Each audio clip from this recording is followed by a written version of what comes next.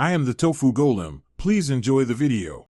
You start by making sure your iPhone is ready, signed into your Apple ID and backed up so nothing is lost. Once done, open Settings and go to General, then Language and Region. This is where the system locale lives and impacts Apple Pay. You need to change the region first because Apple Pay ties available cards and features to that country. Make sure you have any new billing addresses and local contact info handy before you continue. You now select the new region in Language and Region and confirm the change. The phone may restart or refresh system services. After that, open Wallet and Apple Pay to review each card. Some may be removed or require re-verification because issuers restrict countries.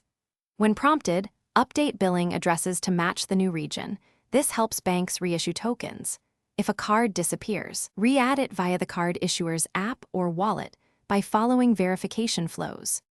You finish by re-adding any removed cards. Tap Add Card in Wallet or use your bank's app to re-enroll and request a new token. Complete verification steps, SMS codes, in-app confirmations, or a short call so issuers trust the new region. Once cards are active, test a small transaction or check contactless availability. If something goes wrong, sign out of Apple ID, restart your device, and if the issue persists, contact the bank.